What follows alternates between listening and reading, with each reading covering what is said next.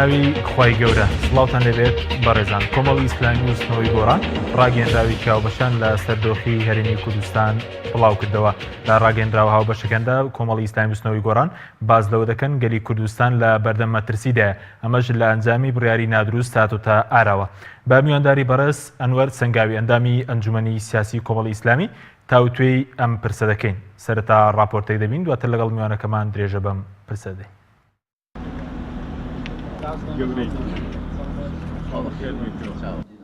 کۆمەڵی ئیسلامی و بزوتنەوەی گۆڕان ڕاگەیاندراوێکی هاوبەشیان لە سەردۆخی هەرێمی کوردستان بڵاو کردەوە.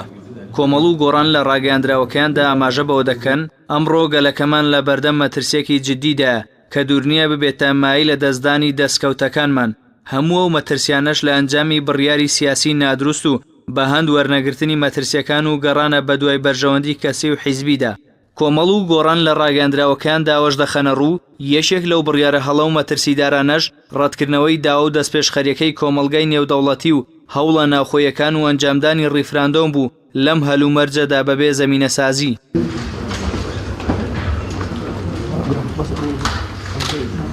سەبارەت بە ئەنجومەنی باڵای سیاسی کوردستانیش کۆمەڵ و گۆڕان لە ڕاگەیاندراوەکەیاندا باس لەوە دەکەن بڕیاردان لەلایەن سەرکردایەتی چەند حزبێکی کوردستان کە هەر ڕۆژە و لە ژێرناوێکی داتاشراوە دەردەکەون بەبێ گوێدانەی یەکریزی نیشتیمانی و بەرژەوەندی باڵاینەتەوەیی هەنگاوێکی مەترسیدارە لەسەر دوا ڕۆژی گەلەکەمان. ئەم هەنگاوە بۆتە مای پەراوێزخستنی دامەزراوە شەرعیەکانی کوردستان.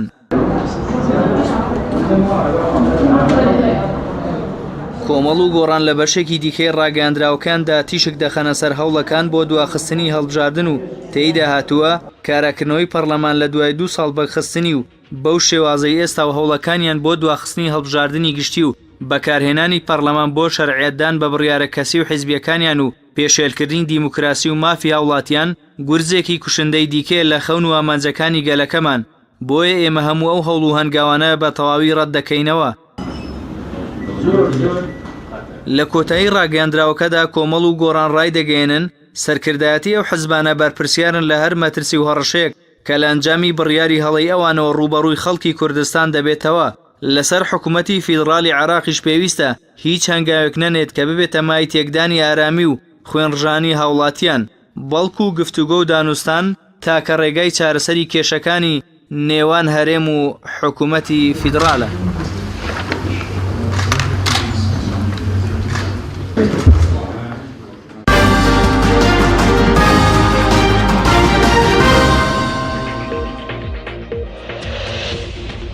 دووبارە سڵاوتان لەبێت بەڕێزان، ئامۆستا بەخێر بێن، سوپاس بۆ ئامادەبوونتان.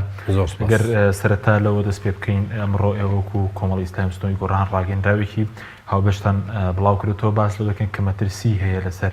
هەرێمی کوردستان، مەترسی جددیە و مەترسیانە چین وە کێ بەرپرسیارە لەم مەترسیانە؟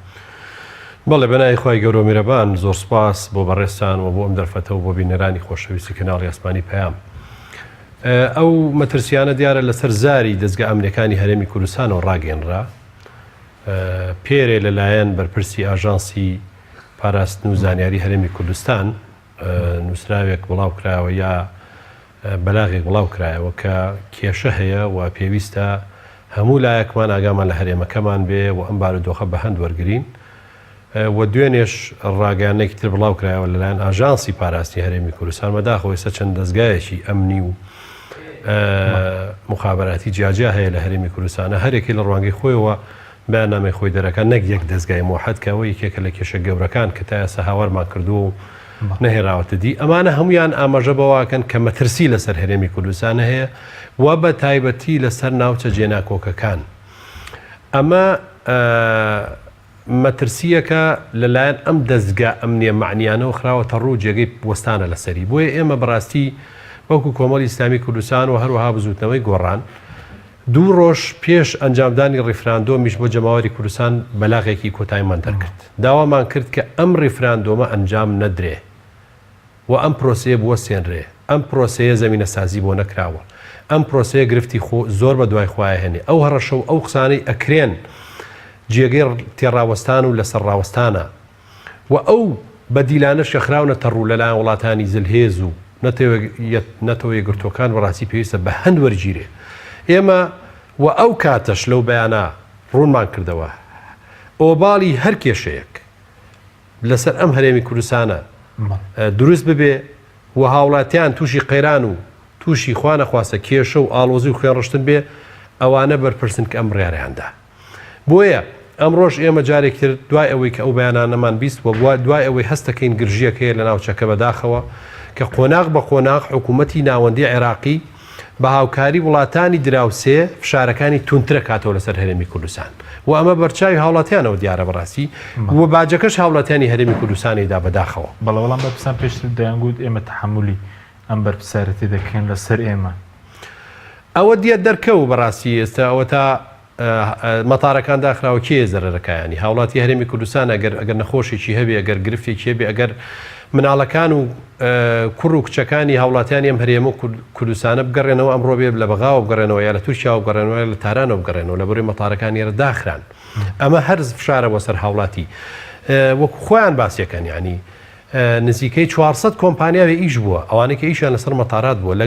لەگەڵ 7,000 کارمەند کە لەو کۆمپانیانە ئیشی کردووە پاشان بەڕاستی لە هەموو بوارە جیاجیەکانە ئێمە ئەوە هەست بەواکەین هاتوچۆ کەم بۆتەوە لە سنوورەکانە ترس هەیە و ئەو خەڵکانەی جاران زۆر بە کراوەی سەردانی هەرێمی کوردستانیانە کرد بە مەبەستی گەشتیاری بە مەبەستی سەردانی هەرێمی کوردستان ئێستا نایەن گرفتی زۆر ڕوبەڕوو بۆتەوە ئەمەش تەسیرێکی ترە لەسەر بژێ و ژیانی هاوڵاتیانی هەرێمی کوردستان کە بەڕاستی و بەرپرسانە هیچ ئەوان ناگرێتەوە ئەوان لە شوێنی خۆیان دانیشتون و ئەم گرفتانە زۆر باشە بەڵام لە بەرامبەر ئەوەی کە بەرز دەڵێ ئێستا مەترسی لەسەر هەرێم ئەی هەنگاوی بۆ منە دەسەڵاتدارانی هەرێم چییە بۆ ڕوبەڕبوونەوەی ئەم مەترسیانە یاخود چی ئامادەکاری کراوە منە بۆ قۆناغی دوای ڕفراندۆم ئەوەی کە ئێستا دەیبینی نەخێرێمەوە دوای ڕفراندۆم بەڕاستی لە هەموو لایەکەوە هەڕەشە هەیە لەسەر هەرێمی کوردستان و حکوومەتی عەبادی و پەرلەمانی عێراق وڵاتانی دراوسێ و هەموو ئەلایەک هەڕەشاکەن و هەریەکە بە زمانێک تهدیدی هەرێمی کوردستانەکە ئەوەی ئێمە بیستمانە لە دەسەڵاتدارانی ئێم هەرێمەکەمانەوە و ئەوانەیشی کە دوێنێ سوور بوون لەسەر ئەم پرۆسەیە یا بێدەنگیە یا ئەوەتاڵێ ئێمە داوای گفتوگۆ حیوارەکەین هیچ جوابێک و هیچ وەڵامێک نییە باشە لە بەرامبەر داخستنی مەتارەکانی هەرێمی کوردستانە چ هەڵوێستێن نوێنرا هەندێک میزەڵان لەلایەن هەندێک گەنجەوە بەرەو ئاسمان نێران و تاو ئەمە هەموو هەڵوێستی هەرێمی کوردستان و ئەم دەوڵەتەی ئێمە بوو کە هەموو ئەمان و ئێمە هاوارمان کردوتمان ئێوە ئامادەسازەکەتان چییە بۆ ڕوبڕۆنی ئەو قەیرانانەی کە ڕوو لە هاوڵاتیانی هەرێمی کوردستان ئەم هەرێمە ئێماکە چییە؟ کوایە بیخەنە ڕوو بە هاوڵاتیان بابە نایخەنە ڕوو وڵاتەن بۆ حیزبە سیاسیەکان بیخەنە ڕوو تەنها تۆ بڵێ هەنگاوێکە و ملی پیۆنێم و نەتیجە هەرچیە بێ با ببێ چۆن ئاوا مقامەرە و بەڕاستی قومارەکرێ بەسەر میلەتێکەوە کە میلەتێکە تازە بە تازە ڕزگاری بووە و هەناسێکی ئازادی هەڵمژیوە تۆزێ بەرەو گەشەکردنێکی ئابووری و ژیانێکی ئاسووداڕوە بەداخەوە ینی ئێستا ئەوە تا ئێمە ترسمان هەیە لەوەی کە هەرێمەکە ئێمە تووشی شەڕ بێتەوە کە ئەمە ئەبوایە ینی بە هیچ جۆرە میلەتە ئێمە جارێک کە بیری لە نەهامەتی و دەربەدەری و ئاوارەبوون و شەڕ و کوشتار و هێنانەوەی تەنمی ڕۆڵە نەکردایەتەوە هەموو سیاست مەدارەکان ئێم هەرێمە ئێمە هیچیان نەکردایە ئەبوایە سیاسەتێکی وایان داڕشتایە هیچ ڕۆژێک بە هیچ کلۆجێک هاوڵاتیانی هەرێمی کوردستان تووشی مەترسی و خوێنڕشتن نەبوونایەتەوە جارێکی تر کە ئەمە سادەترین مافی هاوڵاتیانی هەرێمی کوردستانە کە ئێمە 100 ساڵە لە ژێر نەهامەتی و قوربەسەری و چەپۆکی داگیرکەرانی هۆکاری چی و مامۆسەکە پێشتر کە مەسەن لە ئاسی ناوخۆ داوا دەکە کە ڕیفراندۆمە دوا بکرێەوە دەست پێشخەری کۆمەڵگەی نێودوڵەتی بوو بۆچی مەسەرەن گوێرێ نەگیرە بەڵام ئێمە دەبینین کە هەرێم داوای گفتوگۆ دەکە بەڵام بەغداد هەر وەڵامیشی ناداتەوە ئەوەی هۆکارەکە بەڕاستی بەداخەوە نەفسیە یعنی حیزبێک یا کەسێک بڕیارێکی دابووم ڕیفراندۆمە بکرێ ئەم خەڵکەی تریش کە بە دوایە هاتن و باسییان لەوە کروەتەییدیان کرد بەڕاستی نایانەتوانی لێی بپرسن لەم بەڕێزە ئایا تۆ ئەم هەنگاوانەی ئامادەسازیەکانت چییە؟ ئایا تۆ کێ ئەم تەخویلەی پێداویت ئەم وڵاتە ئەم میلەتە بخەیتە ژێر مەترسیەکی و هەڕەشێکی ئاواوە کێ ئەو دەسەڵاتە کێ پێداوی و بەڕاستی ئێمە کە هەر لە سەرەتاوە کە قسە لەسەر ئەم بابەتە کراوە و تومانە مەسلەی سەربەخۆیی مافێکی سادەیی هەموو هاوڵاتێکی ئەم هەرێمەیەوە خەوی پێوە بینین و ئێمە هەمومان لە ژێر چەپۆکی داگیرکردنە 100 ساڵ ئەناڵێنین باشە ئەکرێ قەزەیەکی وا گرنگ و حەساس بەبێ ئامادەسازی بەبێ ئامادەکردنێکی دەرونی بۆ هاوڵاتیانی هەرێمی کوردستان بەبێ ئامادەسازی و زەمینەسازی ناوخۆی و دەرەکی وڵاتانی چواردەور تۆ هەنگاوێکی وا مەترسیدار بنێ ئێستا دوای ئەوەی خوا نەخواستە ئەم پرۆسەیە سەر نەگرێ و نەتیجەی نەبێ هاوڵاتیانی هەرێمی کوردستان جارێک شێگاڵتیان بە وشەی ڕیفراندۆم و سەربەخۆییە لە هەرێمی کوردستانە یعنی خودی پرۆسەکەشمان ناشرین کرد لای خەڵک یعنی بەداخەوە خەڵک ئێستا ئەڵێ سەربەخۆییەک ئەم هەموو نەهامەتی و ئەم هەموو ترسە و ئەم هەموو بیمەی بەدوا بێ هەر نەبایە باشتر نەبوو خۆیمە هەر وڵاتێکی شبه سەربەخۆ بووین لە هەموو ڕێکەوە تیجارەتی نەوتمانە کرد خۆمان نەوتمانە فرۆش بە حساب کە پارەکەشیان ناداوە بە خەڵک خۆمان وڵاتی خۆمانە بر بەڕێ و هێزی ئاسایشی خۆمان و هێزی پێشمەرگی خۆمان هەبوو وڵاتانی دنیا سەردانیانە کردین سەرۆکی وڵاتانی دنیا لە چیمان کەم و بەڕاستی ئەسڵەن حکوومەتی ناوەندی لە کۆمەڵێ مافی خۆی وەکو حکوومەتێکی ئیتیحادی مرکزی وازیە نابوو و تەسلیمی ئەمری واقع بوو چکە هەرێمی کوردستان بوو بە بەچکە دەوڵەتێک ئێمە ئەم قەزەیە ماوروژان و ئێستا ئەوان ڕۆژ بە ڕۆژ شارەکان لە سەرێمە زیاترەکەن باشە ئەمە لەنی سوودی چیمان لەم پرۆسەیە وەرگرت ینی بەداخەوە نازانم چی هیچ وەڵامێکیان نییە هەر ئەوەیە کاکە ئەمە سەربەخۆی ئیرادی میلەتێکە پێویستە ڕێزی لێ بگرێ بەڵام تۆ هاتووی ئەم پرۆسەیەت نەکردووە بە بەرنمەیەکی سیاسی و چواردەورت قەنەعەت پێ بکەی وڵاتانی دۆستی خۆت قەنەعەت پێبێنی وڵاتێکی وەکو ئەمریکا وڵاتێکی وەکو فەڕەنسا وڵاتێکی وەکو ئەڵمانیا ئەم وڵاتانەی کە ئەمڕۆ هەموو کونسوڵگەریان هەیە لە هەولێر یا لە سلێمانی حتا تۆ نەتوانێ و قەنەعەت بمانە بکەی باشە یعنی سوڵتەیەکی اتحادی هەیە کە پێوترێ حکوومەتی عێراق تۆ نەچووی گفتوگۆی لەگەڵاکەی ئەسڵەن ئاگاداریکەی پرۆسەیەکی وا ئەنجام بدەی و تۆ ڕاچییە چاوەڕێ ڕانەکەی مەعەلعیلم ڕای ئەم حکوومەتە نەکەی پەرلەمانتەرەکانی تۆ لەو حکوومەتان و لە بەغا دەوامەکەن هەر لەو محکەمە فیدرالیە کە پارێزەری دەستورەوە ئەو ئەبێ دەستوری عێراق و هەر ئەم دەسەڵاتدارانەی ئەمڕۆی هەرێم هاتن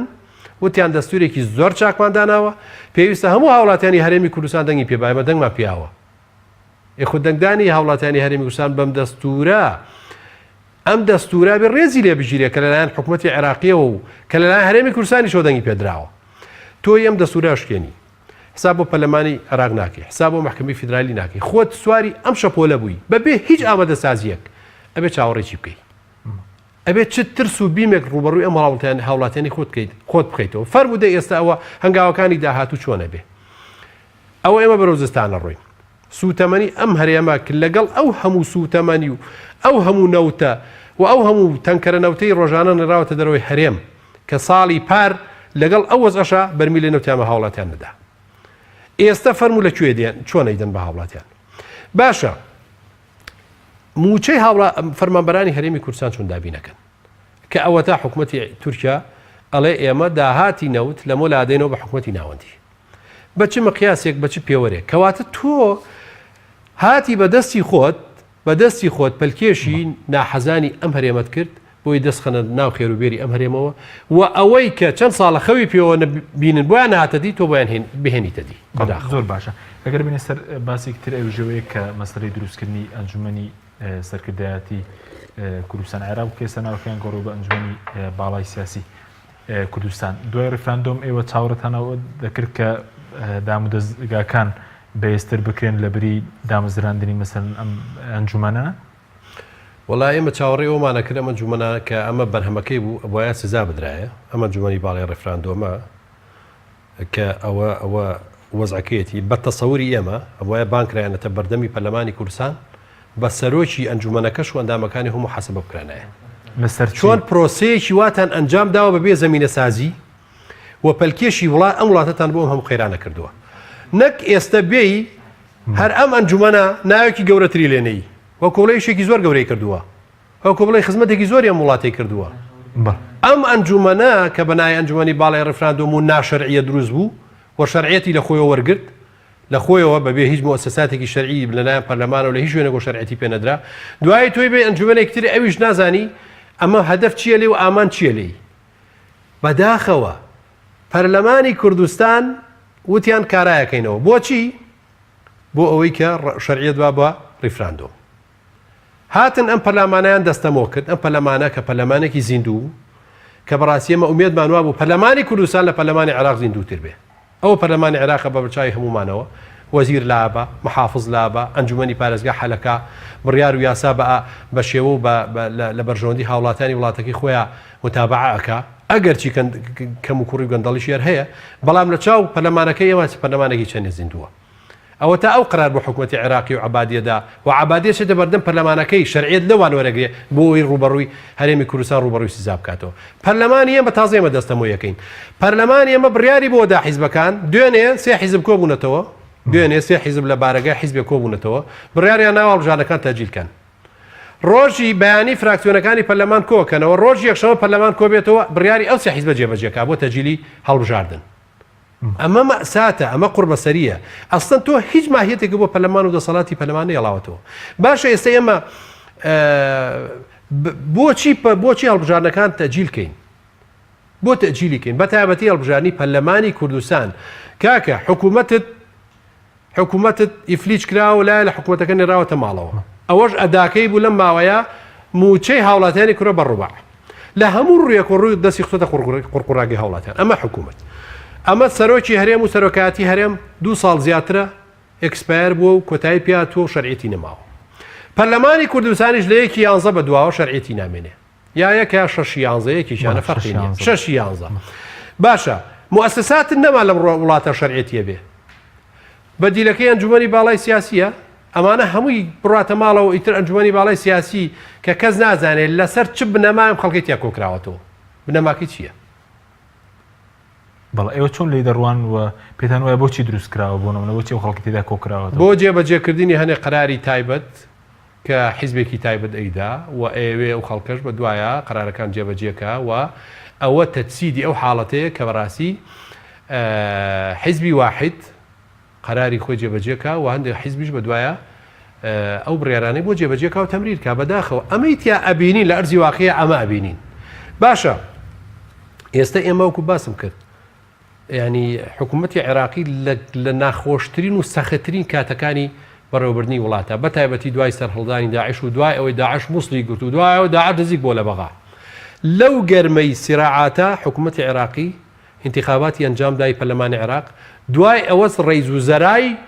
پێشوو کە نووری مالیکی بوو کە سەیتەرەی بەسەر هەموو ئەساساتی وڵاتی عێراقا کردبوو بڕیاراندا و لایەن برێکی کە قسە چوێنی باش ئەو بۆ بتوانێت ئەوە بکە ئێمە ئەمانوت دیموکراسیەت و حڕیەت و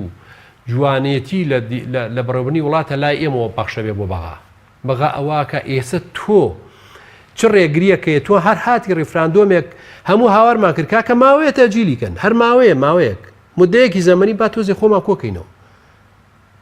نەخێر کاکە بڕبەنی لێی کەمی نییە 25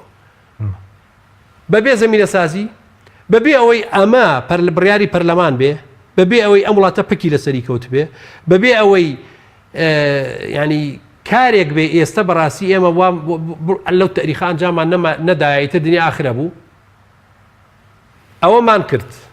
لەگەڵ ئەو هەموو فشارە لەگەڵ ئەو هەموو تەڵەب و داواکاری وڵاتانە باشە ئێستا پرۆسەیەکی هەڵبژاردنت هەیە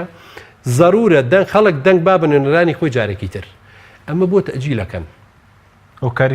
کاری چییە بە بۆچوونی ئێمە مە بەڕاستی دیسان جارێکی تر ئەجیندایی چەند حیزبێکە کە لە ئەم پرۆسەیە دواخەن و ئەم پرۆسەیە کە ینی کۆی مؤسساتی تەشریعی وڵاتە تووشی شەلەلکەن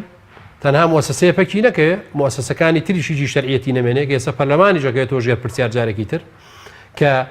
ئەم درێژکردنەوەانە بەداخەوە بۆ بە عادەتێکی زۆر ناشرین لە وڵاتی ئێمە درێژکردنەوەی موادە بۆ سەرۆکی هەرێم بۆ پەرلەمان بۆ حکوومەت بۆ ئەمە بووە بە نەریتێک یعنی بەڕاستی کە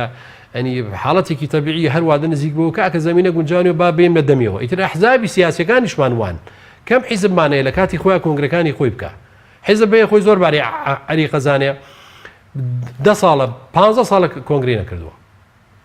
کۆنگرەکەش ناکەن لەبەرەوەی سیقار مادامەکانی خۆیانی ئەوانیان بۆ دەرچێنێتەوە کە ئەیانەوێت ئەوانە لەسەرەوە بمێنەوە جا لەوە بگرە ئیتر وەرە بۆ مؤسساتە شەرعیەکانی وڵاتە ئەمە نەخۆشیە کە بەڕاستی بۆیە ئێمە لەگەڵەوەین وەکو کۆمەڵی ئیسلامی کوردستان هەڵبژاردنەکان لە کاتی خۆیان بکرێ و بە هیچ جۆرێ لەگەڵ دواخستنی نین چونکە ئەم پرۆسەیەکی حیاتیە بە نسبەت جەماوەری کوردستان. ئێمە ئەگەر پەرلەمانی کوردستانمان لەسەر پێی خۆی بمێنێ بۆ شەرعیەتی خەڵکی لا بمێنێ زاڵە بین بەسەر زۆربەی کێشەکانە و ئەم گرفتانەش دروست نابوو و ئەگەر پەرلەمانی کوردستان بە حەقیقی تەجمید نەکرایە 2 ساڵ لەمەوە پێش ئیشی خۆی بکردایەوە بە دیراسێکی قوڵەوە لەسەر ئەم ڕیفراندۆمە دیراسی بکردایەوە ئەو بڕیاری باە ڕیفراندۆم بکرێ نەکرێ کەی بکرێ چۆن بکرێ چۆن گفتوگۆکان دەست پێ بکات لەگەڵ چواردەور وڵاتان و وڵاتی مرکزی تووشی ئەم خێرانی ئەمڕۆ نابووین. بەڵێ سوپاس دەکەم ناوبڕێکمانەی مامۆستا دەکرێن وڵای بەڕێستان بەڵێ بینەرانی بڕێز ناوبڕێک و دەگەڕێنە وڵاتان لەگەڵ مامێنە. بەرنامەی ئەمڕۆ بە سپۆنسەری کۆمپانیای ئەسێ بۆ بازرگانی مۆبایل شیری ئەڵتونسا.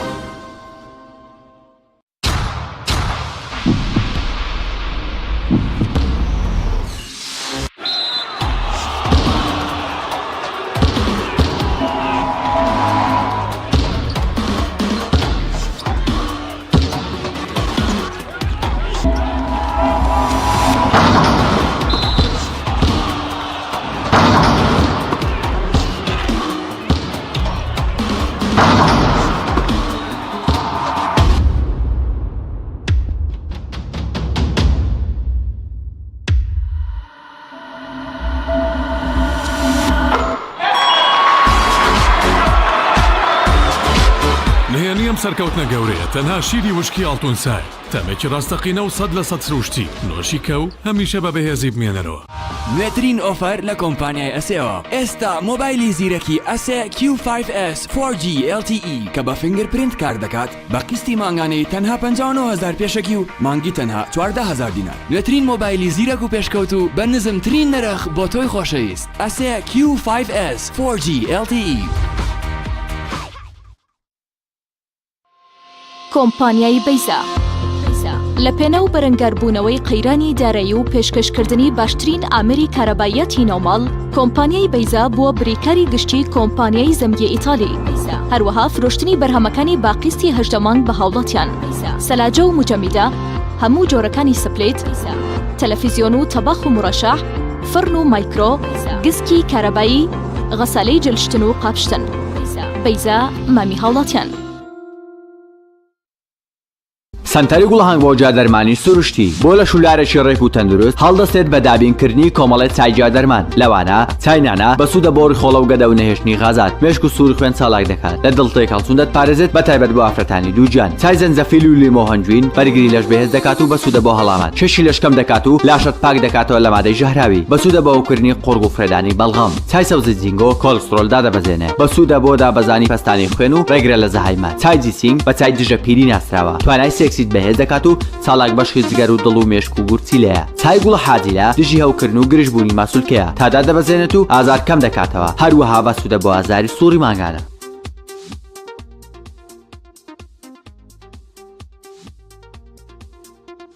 کۆمپانیای دنیا دیکۆر کۆمپانیای دنیا دیکۆر ئامادەیە بۆ دانانی دیکۆراتی ماڵ و شوێنە گشتی و حکومیەکان. کۆمپانیای دنیا دیکۆر هەڵدەستێت بە دروستکردن و دانانی کەوانتەر و ژووری نووسن و ئۆفیسی گەشت و گوزار و جبسم بۆردی مەغریبی و کاغەزی دیواری ئیتاڵی و تەختەی ئەرزی تورکی و ئەڵمانی و جیاکردنەوەی هۆڵ بە SDF و MDF و داری سروشتی. کۆمپانیای دنیا دیکۆر دنیایەک بۆ دیکۆراتەکانتان. ناونیشان سلێمانی فەرعی یەکەم شەقامی بازنەی مەلیک مەحموود بەرامبەر پارکی مەلیک مەحموود. فەرعی دووەم شەقامی بازنەی مەلیک مەحموود بەرامبەر سۆپەرمارکێتی ئاڵتون. فەرعی سێیەم ناوچەی پیشەسازی یەک بەرامبەر تاقیگەی بیناسازی. کۆمپانیای دنیا دیکۆر. تۆپ ئارت تاکە بریکاری تۆڕی میدیایی کۆمەڵ بۆ دروستکردن و بڵاوکردنەوەی ڕیکلام. تۆپ ئارت.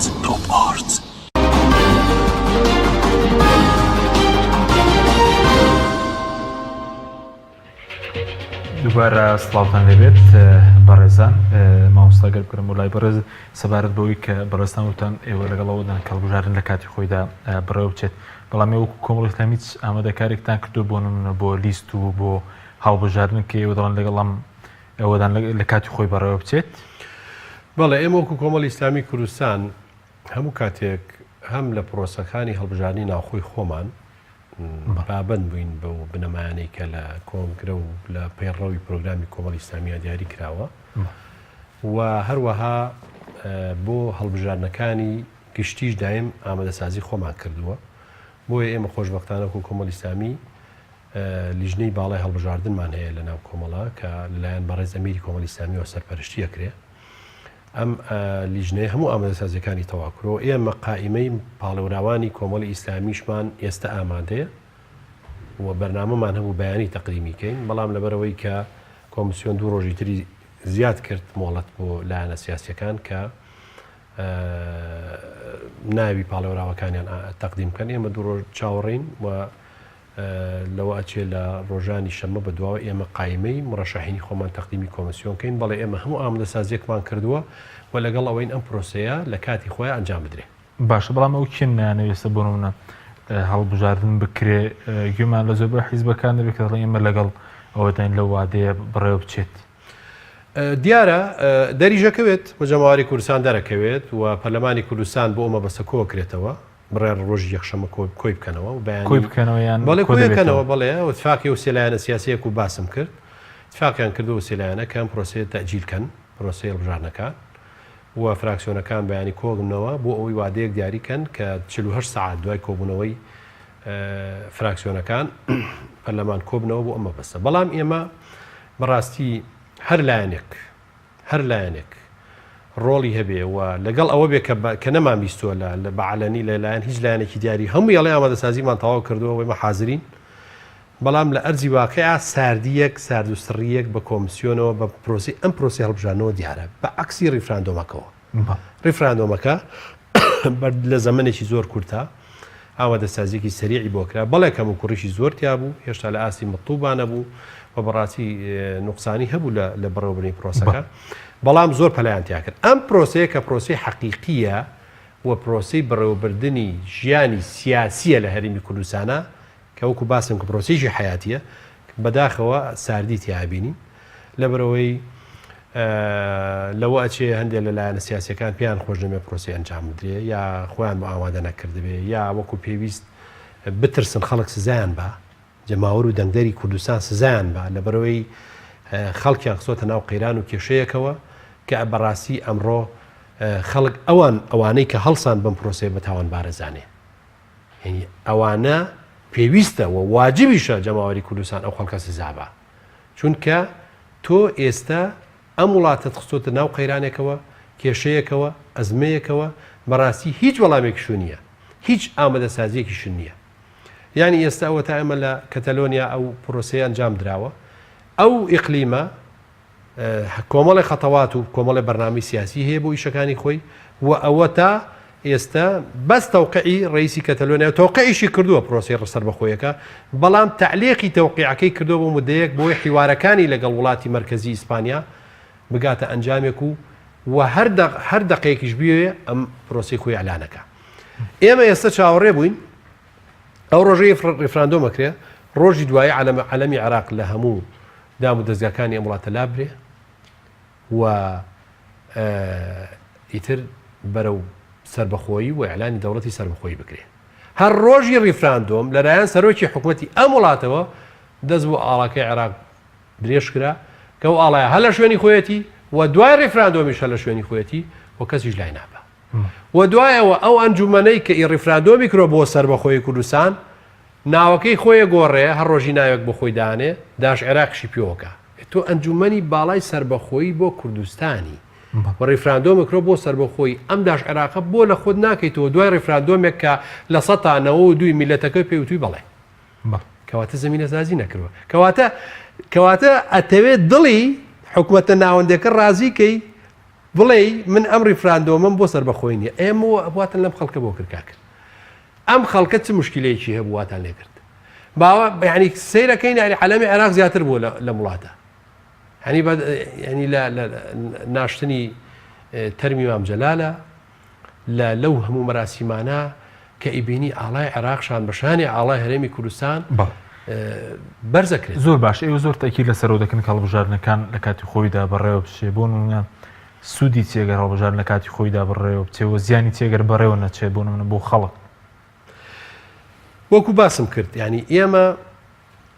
پرۆسی هەڵبژاردن بۆ چییە بۆ هەڵبژاردنی نوێنەرانی خەڵکە بۆ ئەوەی ئیداری ئەم وڵاتە بکەن پەرلەمانێک کە تۆ نوێنەرایەتی خەڵک ئەکات وە خەڵک هەڵی ئەبژێرێ ئەم پەرلەمانە شەریعەت لە خەڵکە وەرەگرێ و بەرزترین باڵای دەسەڵاتدانا یاسادانانە لە وڵاتەکەی توە و لە هەرێمەکەی توە ئەم شەریعەتە لە خەڵکە وەرەگرێ و لەیوەشەوە هەر لەو پەرلەمانی کوردستانەوە دەسەڵاتەکانی تر ڕسمیەت وەرەگرن وەکو حکوومەت مؤسساتی حکوومەت شەریعەت لە پەرلەمانەوە وەرەگرێ و پەرلەمانی چاودێریەکە چاودێری ئەو حکوومەتاکە کە بەداخەوە 2 ساڵ زیاترە حکوومەتی ئێمە بێ پەرلەمان ئیدارەی خۆیەکە ئیتر چیەکە باشەکە خراپەکە موچەی کاملۆ کرد بە ڕوع کە زێ لێ پرسێتەوە پەرلەمان نییە مؤسساتی لێپرسینەوە نەماوە ئەیانەیە بەم شێوەیە بڕوا کەس حەزی لێ لە پرسینەوە نییە ئەسڵەن حکوومەتی ئێمە قورسترین خاڵ لەسەر دڵیانەوەی وەزیرێ بانکی بۆ لە پرسینەوە ئێکاکە بۆ قورسە لەسەر بەڵامەوە پەرلەمان کارە کراوەوە خۆ پەفەرم و دەی فەرموو یعنی جارێکێ لەو خاڵانەی حکوومەت وەختی خۆی کە لە سەرەتای دەست بەکاربوونی کابینەی هەشت و دوای ئینتیخاباتی ساڵی 2013 یەکەمین خاڵێک باسییان کردوتیان ئێمە وەزیرەکانە بێ ڕەزامەندی ئەنجومنی وەزیران وەربگیرێ لەسەری ئنجاوێ بچێتە بەردەم پەرلەمانتارە بۆ لێ پرچینەوە خۆشبەختانە وەزیری کۆمەڵی ئیسلامی وەزیری کشتتوکاڵ کە عەبسار خۆی دوو جار چووە پەرلەمان و جارێکیان لەسەر داوای خۆی بوو کە ئەمە حاڵ ئەمە ڕچەشکاندنە تۆ ئەگەر لە ئیشی خۆت ئەمینی بێباکی ئەچمە بەردەم هەموو مؤسساتێکی وڵاتەوە دەسەڵاتی نەزا هەیە دەسەڵاتی لێپرسینەوەیە دەسەڵاتی یاسا هەر دەسەڵاتێک هەیە کە خەڵک متوانێت پیاوەچمە بەردەمی بۆیە ئێمە قسەکەی ئێمە ئەوەیە ئێمە نمانێت تووشی پاشاگەردانی نەبین بۆ درێژکردنەوەی بەڵێ ئەگەر بێت و پەرلەمانی شەریعەتی نەمێنێ ئەم وڵاتە تووشی پاشاگەردانیە بێ کێ هەیە بۆی بگەڕێنەوە ینی ئێستا هەمووانەمان و کاکە ڕیفراندۆم با بڕۆ شەرعی لە پەرلەمانە وەرگێ بۆ ئەمان و هەموو حیزبەکان مقەیەدیان کردهبوو کە بەداخەوە بەو شێوە نابۆ سیناروەیە و دەسەڵ بڕینێکەوە بەڵکو پەرلەمانێکی حەقیقی زیندوو دانیشێ دیراسی ئەم پرۆسەیە بکە کە پرۆسێکی حیاتیە بۆ خەڵک کە مەسلەی سەربەخۆییە کە مەسلەیەکە سبێنێ دەرەنجامی ڕێفراندۆ بکە خەڵک باجەکەیەدا پێویستە زۆر جوان دیراسی ئەم حاڵەتە بکە چوان نوێنەری خەڵکن بۆیە ئەم پەرلەمانە کە نەما لەو وادەیە لە 6 کە شەریعەتی نامێنێ ئەم وڵاتە ئێمە هیچ مؤسساتێکی شەرعیتیان نامێنێ وەکو باسم کرد هەچی ئەو مؤسساتانەیە کە ئیدارەی خەڵکەکەن ئەبێ ئیتر بە ئارەزووی خۆی ئیدارەی ئەم وڵاتە بکە و ئەو کاتە کەس لێ پرسێتەوە ئەی ئەگەر بێتوە وڵاتێک کە وڵاتی مؤسسات بێ و خۆی زەبتکە پێویستە مؤسساتی خۆی لە کاتی خۆی و لە شوێنی خۆی لە وادەی خۆیان تەسبیت کاتەوە بۆیە پێویستە ئێمە لەگەڵ ئەوەی ئەمە نابێت تێکەڵی سراعەتی سیاسی کرێ بەداخەوە ینی حیزبێک دەسەڵاتی هەیە لە شوێنێک بەدڵی بێ لە پەرلەمانەکە ئینتیخاباتەکە با بکەین بەدڵی نەبێ و جەوەکەی بەدڵ نەبێ و بزانێت دەنگ نایانێ بەڵێ باجارە لی گەڕین ساڵی کە با بڕوا وەکو باسم گرۆک و چۆن کۆنگرە ناوخۆیەکانی حیزبەکان خۆیان کەی جەویان بە گولای مولائیم زانی و ئەوانەی کە ئەیانەوێت دەرچێ ئەو کاتەیکەن کە بە مولایمیان نەزانی ئەڵێن باتەجیر بێ ئەمە نابێ ئەبێ ئێمە کە حیزبی سیاسین پرۆژەمان پێ بۆ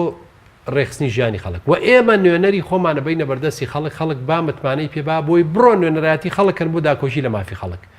و ئەوانیش حکوومەت هەڵبژێرن و ئەوان ئیدارەی ئەمڕاتە ڕێخەن بۆیە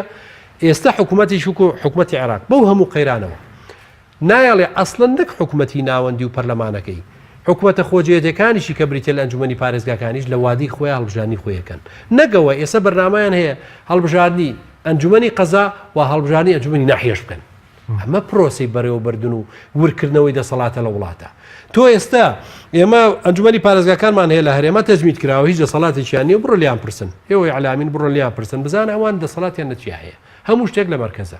لە مەرکەزیش دەسەڵاتەکان دەسەڵاتێک هەیە حکوومەتێکت هەیە حکوومەتەکە نیوەی لێبراوەتە دەرەوە لایەنێکی سەرەکی کە بزوتنەوەی گۆڕانە وەزیرەکانی دەرکراوە باقیاتی کەماوەتەوە بە وەکالەت نیوەی وەزارەتەکانی ئەوان هەمووی بە وەکالەتە برێ بڕێەوە و ئەم حکوومەتە کەس لێ پرسێتەوە ئەوە حکوومەتە مەرکەزیەکەش کەوتە ژێر پرسیارەوە کە لە عاسیمەی هەرێمەکە دەوامەکە باشە ئەوە سەرۆکاتی هەرێمی شەوکوت واسمان کرد نزیکەی 2 ساڵ زیاتر ماوەی بەسەر چووە کەواتە تۆ خۆت بۆ خۆت تووشی قەیرانەکەی ئەگەر ئێمە باشە بڕیارە ئەگەر بڕیارە عەفو باو قسێ بکەم بڕیارە حیزبە سیاسەکان وڵاتە بن بڕێەوە دی ئەعلانی کەن کاکە بڵێن ئەم دەفەرەی کەتی نیشتیمانی با بڕێەوەی تر چی داناوەکو جاران جاران لە ناوتەکانە محافظی شارەکان و ئەچوون لە کۆمیتە و مەڵبەندەکانی یەکێتی معاشیان بۆ چوو لەو لاش عینەشت لە لوق و ناوچەکانی پارتی ئەگەر وای لەکەنەوە ئیعلانی کەنیت ناوی حکومەت وشتی لێمەنێن هەر بڵێن کاکە لەم لا ئیدارەی پارتی دیموکراتی کوردستان تر چۆنی پێ باشە بە چ ناوێکی با بڕێەوە لەو لاش یەکێتی نیشتیمانی ئەگەر وایە ئەگەر حکومەتیشە ئەگەر مؤسساتیشە بەڕاستی ئاوا نابێت بەڵام چۆن ئێستا هەڵبژاردنەکان ڕزگار من کە لەم قەیرانی ئێستا کە هەیە ڕزگارمانەکە بەوەی کە جارێکی تر ئەم وڵاتە خۆی فۆرماتەکاتەوە خۆی نوێکاتەوە پەرلەمانی خۆی هەڵبژێرێتەوە پەرلەمانەکە دەست بەکارێ بێتەوە نوێنەر و متمانە پێدراوی خەڵکن بۆ 4 ساڵی داهاتوو و ئەم پەرلەمانە پەرلەمانێکی زیندووە بێ حکومت بانگەکە کابینەیەکی نوێ متمانەی پێدا بەپێی ئەو کورسیانەی کە هاتوون ئەم حکومەتە دەسەڵاتی شەرعی لە خەڵک وەرگرتەوە ئەو کاتە ئەم حکومەتە بە زووترین کات دەبێت پرۆژەی دانێ بەرنامەی دانێ چۆن ئەم وڵاتە لەم پاشەگەردانێ دەرکە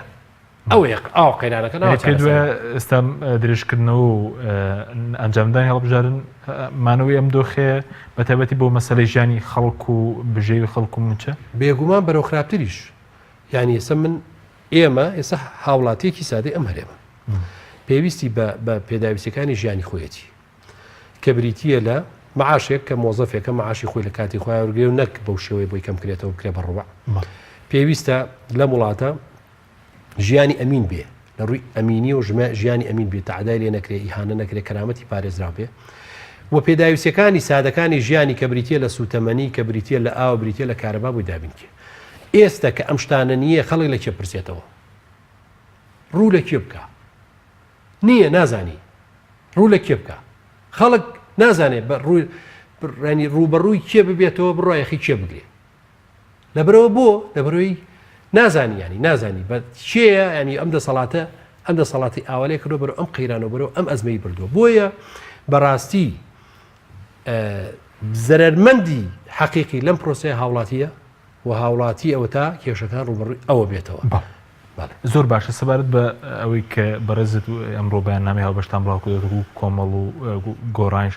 ئێوەتانەوەی چی بکەن بۆی کە ڕێگری بکرێت بۆ نمونە لە ئەوەی کاڵبژاردنەکان لە کاتی خۆیدا بکرێت وە دوان نەخرێت خەڵک ڕخنەتان لێ بگرێ بڵێن هەند بەیاننامە بڵاو دەکەنەوە دەتوانن چی بکەن لە داهاتوودا خەڵک حەقی خۆیەتی کە داوا لە کۆمەڵی ئیسلامی و بە تایبەتی ئەم دوولایەنە بزوتنەوەی گۆڕان ئەم دوولایەنە بکە کە قسەیان هەبێ لەسەر ئەم وەزوو بارودۆخی هەرێمی کوردستان و ناکری ئەوان متەفەڕج بن سەیری وەزەکان کەن و تەنها بە بەیاننامە و بە ئیدانەکردن و بە هەڵوێز دەربڕین تەنها ئیکتیفا بەمە بکەن حەقی خۆیانە بە تایبەتی ئەم دوو حیزبەیەک لە سەرسی پەرلەمانی کوردستان پێگەێنن بۆیە ئێمە کاتیەوە هاتووە فراکسیۆنەکانی ئێمە شوزوتنەوەی گۆڕانش بشن و پەرلەمانی کوردستان و بە تایبەتی لەسەر ئەم پرۆسی هەڵبژاردنە قسەی خۆیان قسەی جدی خۆیان بکەن چونکە ئەم سیناریوانە کە بەڕاستی ئەهێنرێتە پێشەوە و بەسەر خەڵکە فەرزەکرێ بە ئیتیفاقیی سیاسی ژێربەژێر لایەن چ لایەنێکەوە نابێ بەم شێوەیە بڕوا و ئەبێ ئەم دوولایەنە بە تایبەتی قسەی خۆیان هەبێ و قسەی جدیان هەبێ بە تایبەتیش کە ئێستا ئێمە قەیرانە بینین کێشە ئەبینین ئەگەر بهاتوو ینی ئێستا بۆ نمونە خەڵکی گەڵێ باشە کاکەوە ئێوە بۆ وتان بەڵێ وەکو کۆمەڵی ئیسلامی تێڕوانینی ئێمە لەم پرۆسەیە چۆن بووە ئێمە لەگەڵەوە بووین نەبووترێ بەڵێ نەبووترێ نەخێر پێشەوەی پرۆسەکە ئەنجام درێت ئەستن پرۆژەکە هەر نەکرێ چونکە زانی ومانە بە هەردوو دیوەکە حساسیەتی وڵاتانی چواردەوەرە جوڵێنێ هەندێک خەڵگەی وازانێ بە نەخێرەوانە قەزەمی سیاسین ینی نازان وازای بڵێ نەخێر ئیترەوە تۆ تەحەدایان وڵا ئەم نەخێر بەوتری نەخێر حەزمی وڵاتی خۆ بچووکەکەیتەوە ئەسڵەن وڵاتێک کە 100 ساڵ لە ژێر دەستا بوو بێ ئێستا عیبە بۆ میلەتێک عیبە پرۆسەیەکی بۆ بێتە پێشەوە بڵێ نەخێر خۆ تو بۆ نەخێر و بەڵێ بۆ سەربەخۆیە بۆشی تر نییە نەخێر بۆ دەسەڵاتداران خۆ پرسیارەوە ئەو پرسیارە نەکراوە ئەڵێ تۆ حەزەکەی ئەم وڵاتی تۆ سەربەخۆ بێ هاتە سەر پرسیار هەموو کەسێک کە لەم وڵاتە ژیاوە و لەم وڵاتە معانەتێکی وەڵێ بڵێ بەس ئێمە وتومانە کاتی نەبەڵێنە نەخێر کاتی نییە چونکە وتت بەڵێ ئاومالەیەکێ سەلێمان هات هەموو چواردەوە و هەموو وڵاتانە تۆتە سەرخەت بۆ لە بەرۆی خاریتەی سیاسی ناوچەکە و ئیقلیمەکە معارزە بۆ گۆڕین تورکیا ترسێ لە خۆی ئێرانە ترسێ لە مەناتقی خۆی سووریا هەروەها عێراق هەروەها کە منتیقێکی لە جیابێتەوە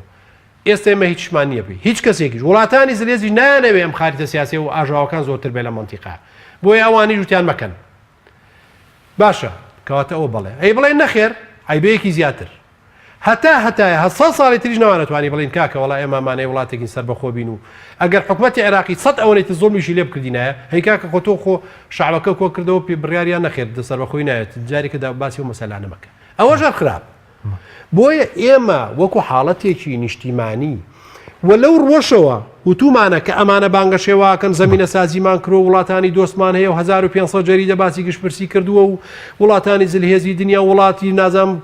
پەرلەمانی بەلجیکا و پەرلەمانی کۆ و فلان لۆبی لە ئەمانە هەموو مۆئیدی وتماکاکە بەشکم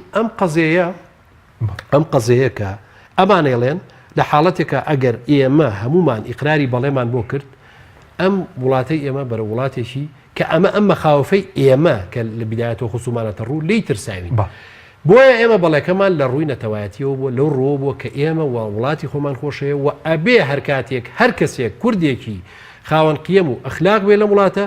ڕوبەڕووی پرسیاری بەڵێ و نەخێر کرایە بۆ سەربەخۆی بێ بڵێ بڵێ بەڵام بەچیە بە زمینە سازی سپاسەکەم کاتمەکەمەوە سبات بە پەرلەمان وابرێر بەشداری دانیشتەکانی داهاتوو بکەن فراکسیۆنی کۆمەڵی ئیسلامی بڕیاری درا یاخود دواتر بڕیار لەسەر دەدرێت ئێمە فراکسیۆنی ئێمە و کۆبوونەوەی خۆی هەیە و لەسەرم بابەتە قساکە بە تەسەوری خۆمان و ئێمە وامان پێ باشەکە وتومانە ئەو سیناروانەی کە پەرلەمانی پێ کاراکرایەوە بە حساب کە کارەکردنەوە نەبوو بەداخەوە کارەکردنەوە ئەوە نییە و ئەو چەندتەوەرەی جارێک کۆبوونەوە بۆ ڕیفراندۆم و جارێکیش کۆبوونەوە بۆ مەسەلەی چاکنی بژێوی فەرمانبەران کە ئەوی جوانە بوو موچەی فەرمانبەران ئەوی جوانە بوو چکە حکوومەت هاتە سەرخەت و پرۆسەکەی پێداخستن و دیار بوو ئێمە لەو دوو قۆناغا پێمان باش نەبوو فراکسیۆنیان بەشدار بێت چکە نامانەوێ لەو سیناریوانە بەشدار بین ئێستا کە پرۆسەیەکی ترێتە پێشەوە کە برتیە لە قسەکردن لە مەسەلەی هەڵبژاردنەکان بەڕاستی ئێمە قسەی خۆمانمان هەیە و سوورین لەسەرەوەی ئەم پرۆسەی لە کاتی خۆیان بکرێ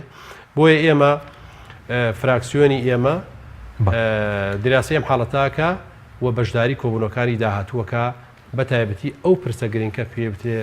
مەسەلەی هەڵبژاردنەکان و هەوڵی ئێمە داکۆچی ئێمە لەوەی ئەم پرۆسە لە کاتی خۆیان بکرێ و دوانەخێ بەڵێ زۆر سپاس بۆ بەڕست مامۆستا بەرزەنگاوی ئەنجومەنی سیاسی کۆمەڵی ئیسلامی کە لەم بەرنامەی لەگەڵمان بووی سپاس بۆ بینێرانی بەڕست سپاس بۆ هاوکارانم خواتان لەگەڵ